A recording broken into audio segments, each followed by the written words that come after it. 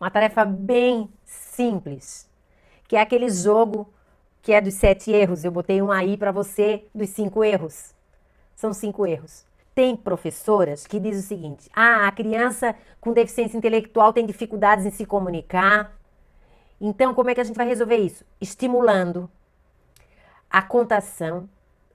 Nós vamos estimular as funções cognitivas a partir da contação de histórias, onde a criança tem que dar as suas opiniões sobre os assuntos que são tratados nas tarefas, né? Ou nessa contação de história. Hoje eu vou usar o jogo dos 7 erros para mediar uma história. E depois que nós vamos brincar com o jogo dos 7 erros, que daí vai ficar fácil. Então eu vou mostrar para você.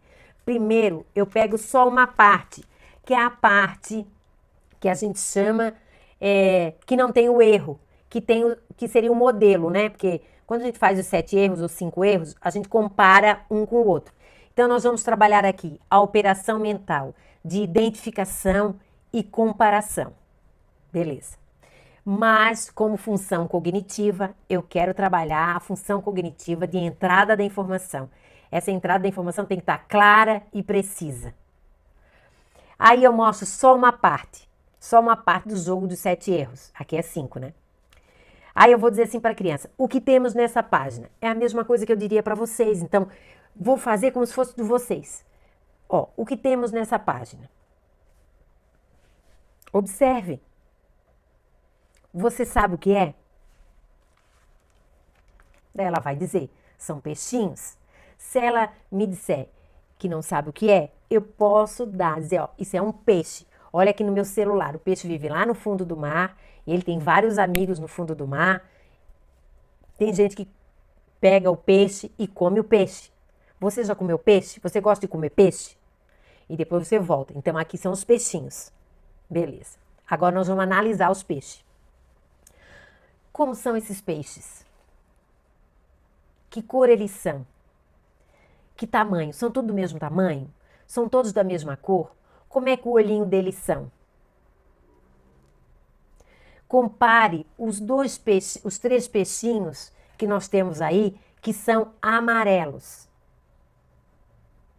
2 são de um jeito e um é de outro. Você sabe me dizer por que eles são diferentes e em que eles são iguais? Eles são iguais, né? Nas cores e em tamanho eles são diferentes.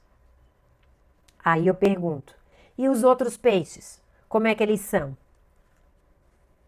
Veja com atenção. Tem um peixe que é bem diferente. É muito diferente. Você sabe qual é? Por que ele é diferente? Como é que ele é? Qual a cor desse peixe muito diferente? E no corpinho dele? Veja, ele tem algumas coisas diferentes no corpinho. Sabe o nome disso? Se a criança não souber, você vai dizer, são escamas. Então, esse peixe rosa tem escamas e os outros peixinhos são lisinhos. Não tem escama. Agora eu quero saber de você quantas estrelas nós temos nesse mar. Ali são 2, uma amarela e uma rosa. Aí você pode explorar tudo dessas estrelas. Quantas estrelas nós temos? Aí trabalha a quantidade. Quantos peixes nós temos? Aí vão contar, né? Então nós temos 9 peixinhos e mais 2 estrelas. O que será que os peixes sem escamas estão fazendo? Nesse momento eu começo a história. Uma história que vai ser inventada, certo? Porque primeiro era só a descrição do cenário, dos personagens. Então agora eu vou começar a fazer a criança pensar sobre uma possível história. O que será que os peixes sem escamas estão fazendo? Porque eles estão todos numa direção. O que será que eles estão fazendo? Então você escuta a opinião da criança. E em cima dessa opinião, vocês vão ir cada vez mais fundo nessa história. Não ditando as regras da história, mas fazendo a criança pensar nessa história. Depois, será que o peixe grande é a mãe? ou o pai dos peixes pequenos? Aí a criança vai escolher. Esse peixe grande vai ser o pai ou vai ser a mãe. Outra pessoa, né? Um vô, uma avó, uma professora da escola. Quem sabe? Aí, quando ele me der essa resposta, eu vou dizer por quê? Por que você acha que é a mãe? Por que você acha que é... Então, vamos lá. E o peixe com escamas? Por que ele está indo na direção contrária? Até vocês já imaginaram uma história.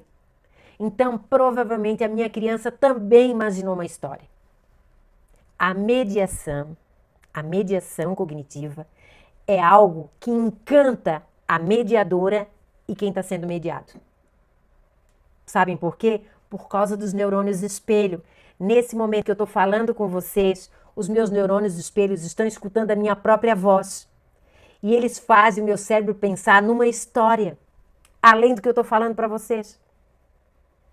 Então, na hora que eu estou aqui organizando uma parte do meu cérebro racional para estar explicando tudo isso para você, o meu neurônio espelho está trabalhando de forma independente no meu lado criativo e elaborando e imaginando uma história.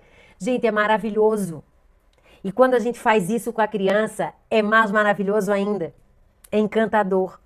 Vocês têm que aprender a fazer mediação. Mas vamos lá. Agora que eu já fiz essa história, a criança já viu detalhadamente esses peixinhos, sabe que um está na direção contrária, que são 9 peixes, que são 2 estrelas. Aí eu mostro o jogo dos 7 erros, no caso aqui é 5, dos 5 erros. E aí eu vou dizer, olha, agora nós vamos comparar. Nós vamos comparar o que tem na imagem de baixo que não tem na imagem de cima, porque a de cima foi que a gente mediou detalhadamente.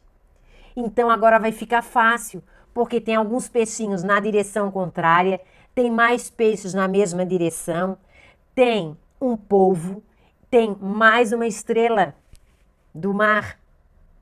Então, lógico que ela vai